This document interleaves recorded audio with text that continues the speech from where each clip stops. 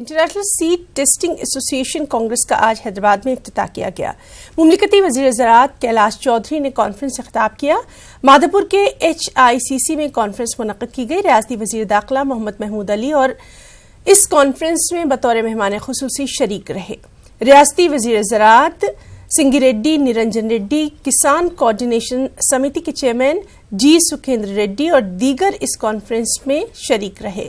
70 ममालिक से 400 मंदोबीन और अंदरून मुल्क से करीब 300 मंदोबीन इस कॉन्फ्रेंस में शरीक हैं। फसलों के बीजों का म्यार बनाए रखने, कंट्रोल और मार्केटिंग के उमूर इस कॉन्फ्रेंस में जेर बहस है। आंध्र प्रदेश और तेलंगाना में सीड डेवलपमेंट भी इस कॉन्फ्रेंस का अहम एजेंडा है। मुमलिकती वजीर ने तेलंगाना में ज़राई शोबे में हो रही तरक्की को खुशाइंद करार दिया। आइंदा 4 दिनों तक कांग्रेस में मुख्तलिफ सेशंस भी जारी रहेंगे।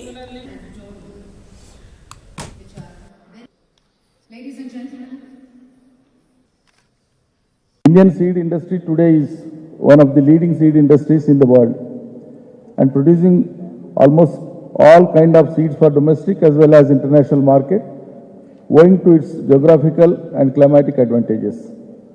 Telangana state is a major stakeholder in the Indian seed industry and producing about 60 to 65 lakh quintals of seeds annually. Conducive weather conditions for quality seed production is held in India for the very first time in Asia in the history of ISTA.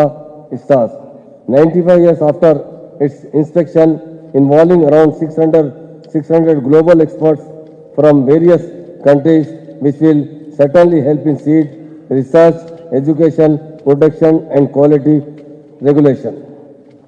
It is indeed a moment of great pleasure and pride that Hyderabad city has been selected for the event for first time from 26th June to 3rd July.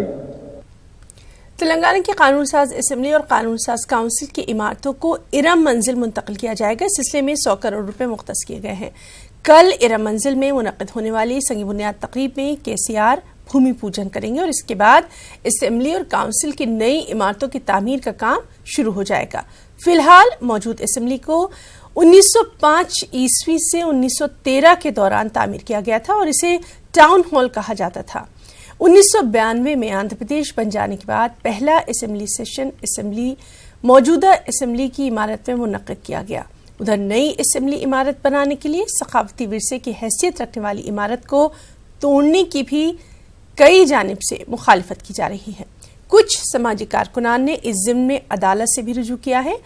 Iram मंजिल की इमारत नवाब सफदरजंग मुशीरुद्दौला फखरुल मुल्क ने बनाई थी।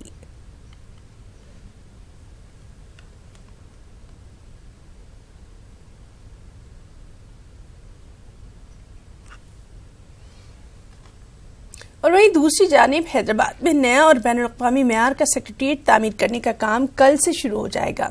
वज़ीर आला KCR ने D ब्लॉक से मुत्तसिल जगह को नया सेक्रेटेरिएट बनाने के लिए मुंतखब कर लिया है। इसी जगह कल वज़ीर आला KCR नई इमारत की तामीर के लिए संग बुनियाद रखेंगे। रोड एंड बिल्डिंग के हुक्काम ने संग बुनियाद तकरीब के लिए तैयारियों का जायजा लिया। KCR के वास्तव मुशीर S सुधाकर तेजा और दीगर मजहबी शख्सियात खुसूसी पूजा की तैयारियों में मसरूफ हैं। तेलंगाना के तमाम वज़रा और चीफ सेक्रेटरी कल मुनक्किद होने वाली तकरीब में शरीक रहेंगे। सेक्रेटेरिएट की पुरानी इमारतों की जगह पर सेक्रेटेरिएट की आलिशान इमारत तामीर करने का मंसूबा है। अहम उमूर से मुताल्लिक ब्लॉक्स को आइंदा हफ्ते से दूसरी इमारतों में मुंतकिल करने का काम शुरू हो जाएगा।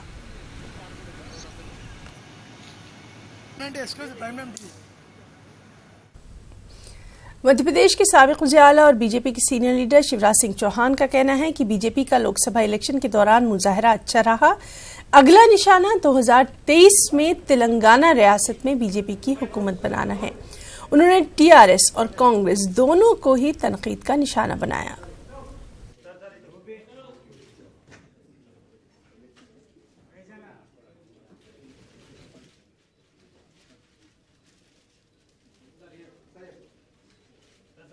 मैं धन्यवाद देता हूं तेलंगाना की जनता को। 20% वोट भारतीय जनता पार्टी को मिले हैं पार्लियामेंट के इलेक्शन में। असेंबली इलेक्शंस में हम केवल 7% क्रॉस कर पाए थे। इसलिए जब मैं आज तेलंगाना आया हूं तो पार्टी के इस फोकस के साथ कि अगला लक्ष्य हमारा है 2023 में तेलंगाना में भारतीय जनता पार्टी की सरकार बनाना, इसके लिए हम आज से तैयारी कर रहे हैं। कांग्रेस के सीनियर लीडर और तेलंगाना कांग्रेस के इंचार्ज आरसी कुंतैया ने कहा है कि तेलंगाना में बीजेपी का मुस्तकबिल रोशन ही नहीं है।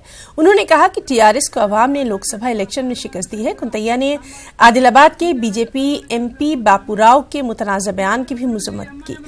वाज़ेह रहे कि बापूराव ने मुस्लिम नौजवानों के सर काटने की बात कही थी।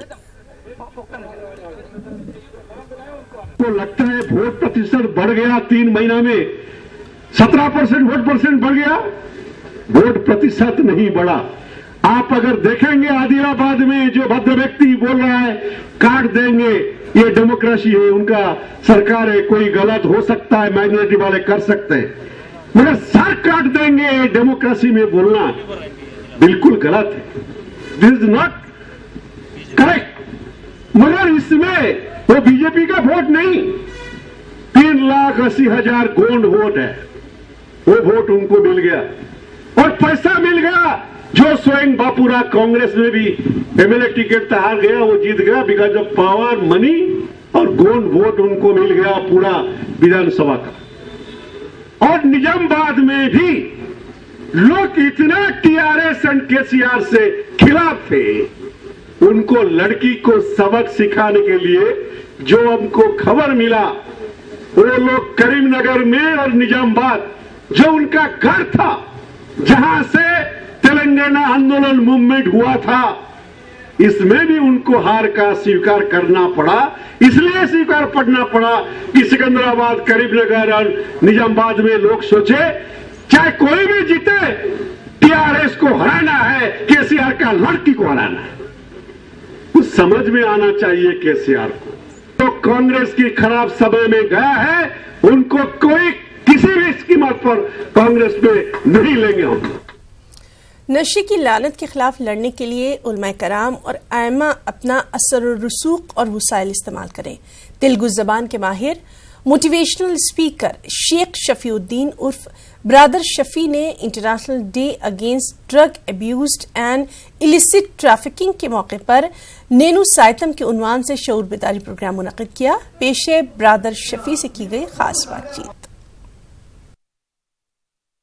एक नौजवान कंट्री हम कह सकते हैं, जवान ऐसी कंट्री को जो है ना हम सेहतमंद कंट्री, ताकतवर कंट्री बनाना अगर है तो यहाँ से जो है ना जो अल्कोहल है, अल्कोहलिज्म है, इसको और ड्रग एडिक्शन को ख़त्म करना ज़रूरी है। अगर नहीं, अगर हम समाज में देखते हैं दिन ब दिन जो क्राइम रेट बढ़ते जा रहा है, पीछे जो रीज़न है अगर हम तहकीक करेंगे तो मालूम होता है ड्रग एडिक्शन होकर रहता, नहीं तो जो है ना अल्कोहलिज्म है। तो ये चीज़ों को जब तक बैन नहीं करेंगे समाज में क्राइम को कम करना बहुत मुश्किल है। हम यही अपील कर रहे हैं लोगों से कि, और या कहें हुकूमत से, सारे लोगों से हम अपील करते हैं कि अपने नौजवानों को बचाइए अल्कोहलिज्म से, अपने नौजवान तबके को बचाइए कि ड्रग एडिक्शन से। सर, एज ए मोटिवेटर आपके पास सोल्यूशन क्या है? ये जो बड़ा मसला है ड्रग्स का, तो आप किस तरह सोल्यूशन पेश करते हैं? आप आवाम के दरमियान जाते हैं, आप बात करते हैं, हज़ारों का मजमुआ होता है, तो सोल्यूशन क्या है? 4 फेज़ से हम इसको ख़त्म कर सकते हैं। पहला जो है पेरेंट्स का रोल है। पेरेंट्स अपने बच्चों के साथ एक रैपो मेंटेन करें, कम्युनिकेशन मेंटेन करें, बातचीत करें। आज क्या हो गया, माँ बाप और बच्चों के दरमियान बहुत ज़्यादा दूरियां बढ़ गई, तो आज कम्युनिकेशन की ज़रूरत है, एक प्यार मोहब्बत की बातचीत की ज़रूरत है। तो माँ बाप बच्चों के ऊपर एक नज़र रखे कि बच्चे क्या कर रहे हैं, किधर जा रहे हैं, किन से दोस्ती कर रहे हैं, किस तरह के उनकी बिहेवियर में चेंज आता है, ये पहला चीज़ है। दूसरी जो बात है स्कूल्स के रोल है। क्यों हैदराबाद के अंदर टॉप नाम वाले 9 स्कूल्स ऐसे पकड़े गए, ऐसे हमारे इल्म में आ गए कि जहाँ पे ड्रग एडिक्शन है। 5th क्लास पढ़ने वाले, 9th क्लास, 8th क्लास पढ़ने वाले बच्चे ड्रग एडिक्टेड है। सोचिए कितना तकलीफ की बात है। तो आज स्कूल्स का रोल है, स्कूल मैनेजमेंट में, कॉलेज मैनेजमेंट के अंदर एक चेंज आने की जरूरत है। वहाँ पे एक साइकोलॉजिस्ट अपॉइंट हो ताकि बच्चों के ऊपर एक नज़र रखे, बच्चों के बिहेवियर में अगर तब्दीली आती है तो उनके ऊपर हम काम करें।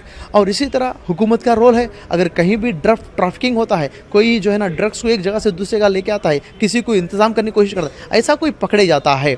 मसलन देखिए 2016 के अंदर इंडिया में 300 टन का ड्रग पकड़े गया है। ऐसा कहीं भी अगर होता है तो उसको सख्त सज़ा देना चाहिए। वहाँ पे जो है ना डेथ पेनल्टी सज़ा होना चाहिए, मौत सज़ा होना चाहिए। अगर हम देखेंगे दुनिया में कई कंट्रीज़ के अंदर जो है ना इसके लिए मौत का सज़ा है। अगर देखेंगे सिंगापुर में मौत का सज़ा है, मलेशिया में मौत का सज़ा है, चाइना में मौत का सज़ा है, यमन में है, दुबई में है, सऊदी में है। इस तरह देखेंगे बहुत सारे कंट्रीज़ के अंदर मौत का सज़ा है अगर कोई ड्रग ट्रैफिकिंग करता है, ड्रग्स को कहीं पहुँचाता है, ड्रग को बेचता है, ड्रग को अवेलेबल करता है। तो इस तरह के अगर सख्त कानून आ जाएंगे अपने समाज को हम बचा सकते हैं। ये मेरा एक मशवरा है और हर इंसान की जिम्मेदारी है ताकि मेरे समाज को मैं बचाऊं, मेरी कंट्री को मैं सेहतमंद कंट्री बनाऊं। मेरी समाज मेरी जिम्मेदारी है, इसलिए कि अगर मैं सोचता हूं मैं, मेरे बच्चे, मेरे बीवी, मेरा कारोबार यही मेरी ज़िंदगी है, मैं गलत कर रहा हूं। क्यों? मेरा कारोबार इस समाज में है, मेरे बच्चे इस समाज में है, मेरी बीवी इस समाज में है, मेरा मकान, मेरा घर इस समाज में है। समाज अच्छा है तो मेरा घर और मेरा मकान, मेरा कारोबार सही रहेगा। इसलिए कि हर इंसान फिक्र करना चाहिए कि अपने समाज के बारे में, समाज अच्छा रहे, समाज के बुराइयाँ ख़त्म हो गए। इसलिए हम आवाज़ देते हैं, हम दावत देते हैं हर एक सिटीजन को, हम दावत देते हैं हर एक आदमी को, हम दावत देते हैं कि आइए हम मिलजुल कर काम करेंगे। हमारा जो मिशन है, अपन जो मिशन है, नेनु सैतम समाजम कोसम, मैं भी मेरे समाज के लिए बुराई को मिटाने के लिए इसमें हम मिलकर हम काम करेंगे ताकि हम समाज को जो है ना जहाँ भी सुसाइड्स होते हैं, खुदकुशियाँ होते हैं, खुदकुशी रहित समाज हम बनाएंगे। और जो है ना यहाँ पे ड्रग्स रहित समाज हम बनाएंगे। तो जो भी बुरा है उसको ख़त्म करने वाली समाज बनाएंगे, यह हमारी दावत है। सर आपसे आखिरी सवाल, जहाँ तक मुस्लिम समाज की बात है, हमारे पास जो है खुतबे, इज्तिमा, एक निज़ाम है, तो आप क्या समझते हैं इस निज़ाम के ज़रिए जो भी है आप जो मैसेज हैं वो किस तरह जो है दे सकते हैं? क्या आपने कभी उस सिलसिले में कोशिश? मेंबर में जो बयान होते हैं माशाल्लाह कुरान की बातें, हदीस की बातें, सीरत की बातें होते हैं। मैं कहता हूँ इसके साथ साथ समाज के बातें भी होए, जैसा कि हम समाज के साथ साथ हाथ हाथ मिला के चले। जैसा कि हम नमाज में, हम जो नमाज पढ़ते हो ठहरते हैं, खांदे को खांदा लगा के बाजू बाजू ठहरते, आज हम समाज के साथ खांदे को खांदा लगा के चलने की ज़रूरत है। तो आज यही मैसेज मेरा अपील है मेंबरों के साथ, हमारे जो इमाम है, हमारे जो उलमाए कराम है, इनसे मेरा अपील है कि समाज के ज़रिए से, मेंबर के ज़रिए से समाज के लिए जो मैसेज होना है वो भी मैसेज हम दें ताकि हमारे लोगों के अंदर तब्दीली आ सकता है। बेहद शुक्रिया सब। नाज़रीन, बात कर रहे थे मोटिवेशनल स्पीकर ब्रदर शफ़ी से। आज international day against drug abuse और ट्रैफिकिंग है, ह्यूमन ट्रैफिकिंग है। ये हमें बता रहे थे कि किस तरह ये एक अपने प्रोग्राम नेनु सैतम के ज़रिए आवाम में जा रहे हैं और लोगों को ये जो बुराई है ड्रग की, इसके खिलाफ आगाह कर रहे हैं। कैमरा मुत्तम के साथ में अनीसुर रहमान, न्यूज़ 18 हैदराबाद। जिला जयशंकर भोपालपल्ली टेकूपटला मंडल के वेंकटराव पल्ली गांव में एक तालिब इल्म को कुत्तों ने बुरी तरह से जख्मी कर दिया। नवीन अपने घर के आंगन में खेल रहा था कि 5 कुत्तों ने इस बच्चे पर हमला कर दिया। शदीद जख्मी नवीन को इलाज के लिए चिटियाला के सरकारी अस्पताल मुंतकिल किया गया, जहां डॉक्टर्स ने बच्चे की हालत नाजुक देखकर उसे वरंगल के MGM अस्पताल मुंतकिल किया। कुत्तों के अचानक हमले पर नवीन कुछ नहीं कर पाया। मुतासरा बच्चे के अफराद खाना अलम की तस्वीर है। इस वाक़े के बाद देही इलाकों में खौफ व दहशत है। नवीन के सिर और पैरों पर गहरी चोटें आई हैं और आखिरी खबरें मिलने तक बच्चे की हालत नाजुक बनी हुई है।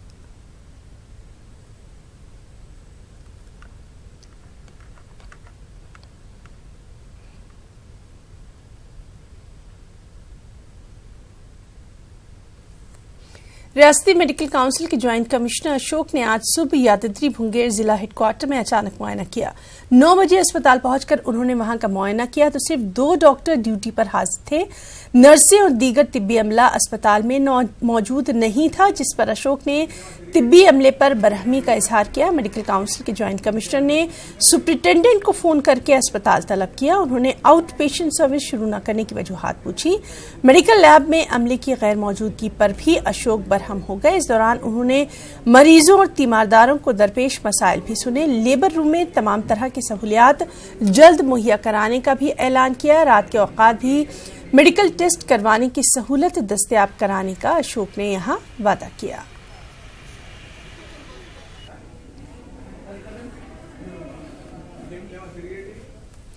टीआरएस के कुछ अरकान असेंबली ने अजला में पार्टी दफ्तर बनाने के लिए रकूम का अतिया दिया है। एमएलसीज भी अपनी 1 महीने की तनख्वाह दे रहे हैं। एमएलसी महेंद्र रेड्डी, सतीश भानु प्रसाद राव ने रुकने असेंबली बालिका सुमन के साथ केटीआर से मुलाकात की और अतिये के चेक उनके हवाले किए। इन अरकान ने करीब 10 लाख रुपए केटीआर के हवाले किए।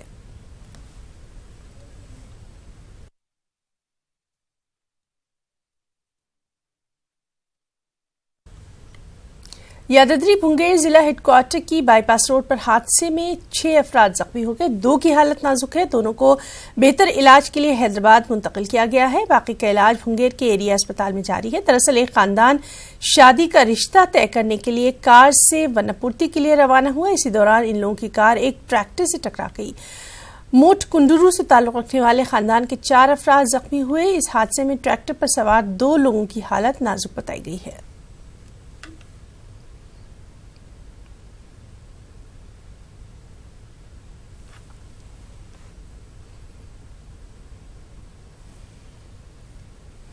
रियासती वजीर sports and youth affairs Srinivas Goud का कहना है कि केसीआर रियासत में खेलों और खेल सरगर्मियों को फरोग दे रहे हैं। उन्होंने मजीद कहा कि बैडमिंटन कोच गोपीचंद बैनुल-अक़वामी मेयार की एकेडमी कायम करके कई मशहूर खिलाड़ी पैदा कर रहे हैं। हैदराबाद के गचीबावली में मुनक़िद तकरीब से खिताब में उन्होंने ये बातें कही। कोट महिंद्रा और पुलेला गोपीचंद एकेडमी की जानिब से इंटरनेशनल बैडमिंटन ट्रेनिंग सेंटर की तामीर का संग बुनियाद आज गवर्नर ने रखा। वो अपनी शरीक हयात के साथ यहाँ पहुंचे थे। गवर्नर ने इस मौके पर कहा कि बैडमिंटन के खिलाड़ियों को आलमी मेयार का प्लेटफॉर्म जल्द ही मुहैया करवाया जाएगा।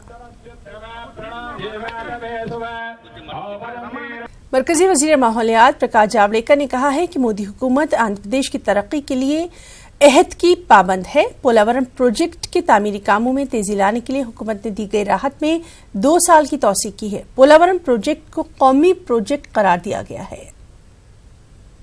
That the project needs faster work and therefore we have given 2 years extension for this work on Polavaram. It was stopped by Congress government in 2011. We have allowed the construction and construction has started. And now to continue it, we have given 2 years extension because as you know the matter is also in courts. So let the legal process continue simultaneously, but also allowed work should also continue. To that extent, we have given 2 years extension. RTC को सरकारी शोबे में जम करने के मुख्तलिफ उमूर पर गौर खौस का आगाज हो गया है। आज इस सिलसिले में वज़ीर आला जगन मोहन रेड्डी के साथ एक जायजा मीटिंग भी मुनक़िद की गई। इस ज़िम्न में हुकूमत की तरफ से तश्कीलशुदा कमेटी ने पहली बार वज़ीर आला के साथ बातचीत की। ताड़ेपल्ली कैंप ऑफिस में मुनक़दा इस मीटिंग में इलेक्ट्रिक बसें मुतारफ कराने पर भी गौर खौस किया गया। वाज़ेह रहे कि 14 जून को 5 रुकनी कमेटी तश्कील दी गई थी। आरटीसी को सरकारी शोबे में जम करने के लिए मुशावरत और जायजा मीटिंगों का ये अमल लंबे अरसे तक जारी रहेगा।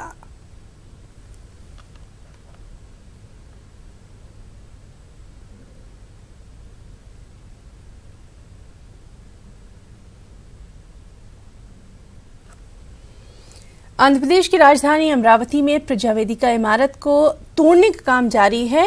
अंडुवल्ली में ये इमारत मुबैना तौर पर दरियाए कृष्णा में बनाई गई है। हाईकोर्ट ने इन इंदामी कार्रवाई पर रोक लगाने से इनकार कर दिया था। ये इमारत 8 करोड़ 90 लाख रुपए के सरफे से बनाई गई थी।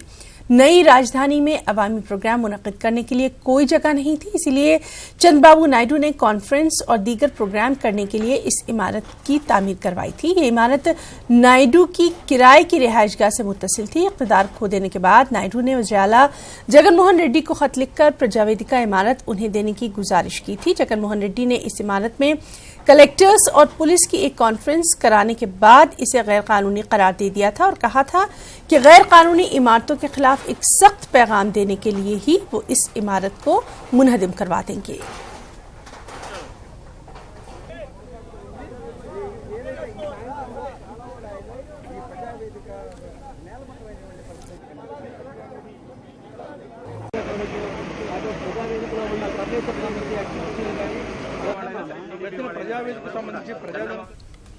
और प्रजा वेदिका को ढहाने के खिलाफ तेलुगु देशम लीडरों ने सख्त बरहमी का इजहार किया है। पार्टी चीफ चंद्रबाबू नायडू ने आज सीनियर लीडरों के साथ इस ज़िम्न में एक मीटिंग मुनक़िद की। नायडू ने हफ्ते भर बैरून मुल्क दौरे के बाद बदले हुए मंजरनामे पर अपने लीडरों के साथ तबादला ख्याल किया। 4 राज्यसभा अरकान पार्टी छोड़ने के अलावा 2 दीगर लीडरों के पार्टी छोड़ने पर बातचीत भी की गई। तेलुगु देशम लीडरों पर हमलों के वाक़यात भी इस दौरान जेर बहस रहे। चंद्रबाबू नायडू के अफराद खाना की सिक्योरिटी कम कर दिए जाने के मामले पर भी टीडीपी लीडरों ने हुकूमत की तनकीद की। तेलुगु देशम लीडरों ने इल्जाम लगाया कि वाईसीपी लीडरों को ऐसे इक़दाम से शैतानी खुशी मिल रही है। प्रजा वेदिका इमारत को तोड़ने के बाद सदर तेलुगु देशम पार्टी एन चंद्रबाबू नायडू ने अपने लिए नया मकान तलाश कर लिया है। जराये के मुताबिक ताड़ी गुड़पा में नायडू ने किराए का मकान ढूंढ लिया है। जल्द ही नए मकान में शिफ्ट हो जाएंगे।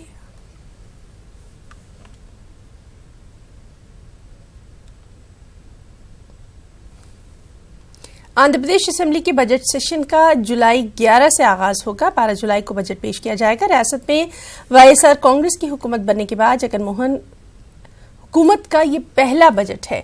बताया जाता है कि पार्टी के इंतखाबी मंशूर में किए गए वादों की तकमील इस सेशन का अहम एजेंडा रहेगा।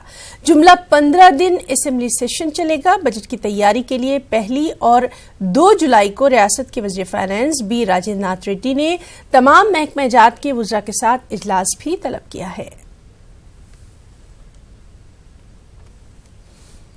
डॉक्टर अब्दुल हक उर्दू यूनिवर्सिटी करनूल में बेरोजगार तंजीम ने एहतजाज किया। कॉन्ट्रैक्ट मुलाजमीन को इस साल भी बगैर नोटिफिकेशन के मुलाजिमत फराहम करने की यह मांग की गई। बेरोजगार नौजवानों ने वाइस चांसलर मुजफ्फर अली शहमेरी के खिलाफ नारे लगाए। इस मौके पर रजिस्ट्रार शाहिदा अख्तर ने बताया कि चीफ सेक्रेटरी के अहकाम के मुताबिक यूनिवर्सिटी में मौजूद खाली पड़ी जायदादों पर भर्ती जल्द की जाएगी। नोटिफिकेशन आया उसमें डिग्रेड करके टीचिंग असिस्टेंट कॉन्ट्रैक्ट बेसिस कर दे दिए हैं और जो पहले से जो काम कर रहे हैं इन लोगों को किसी तरह का जॉब सिक्योरिटी ये लोग नहीं दिए हैं और हम लोगों को बता रहे कि आप लोग भी इंटरव्यू फेस करना है। इसका मतलब ये हुआ कि हम तमाम लोगों को निकाल दिए गए। इसलिए हम लोग ये अपील करने आए हैं कि बीसी सर और रजिस्ट्रार साहिबा दोनों मिलकर हम लोगों को फिर से रिन्यूअल करके हम लोगों को ड्यूटी में ले लिया जाए। Actually, we have appointed to the written form of notification, and we faced the interview. We have applied and we have qualified. We have taken into the contract basis assistant professor in the Department of Economics since 2017 August 1st. We are working here. Even 1 year over. Last year it was renewed automatically. Then this year also we are hoping that it will be renewed. But and on 3rd of May, my register madam has said your contract has gone out. Then we have to go out. नई notification आना, rule of roster देके social justice करो सब लोगों को। कई बोल के यूनिवर्सिटी में थोड़ा रूल्स वायलेट करके अपॉइंटमेंट्स करे बोल के पहले बहुत बार पेपर्स में आए थे। उसके बारे में भी जरा डिस्कशन आया था। ये सब अवॉइड करके लीगल कॉम्प्लिकेशंस नहीं आए जैसा इस बार नोटिफिकेशन देके रोस्टर फॉलो होना मेरे को बोले थे। उसके बराबर ही टीचिंग असिस्टेंट डेजिग्नेशन देना बोल के डिसाइड करे थे।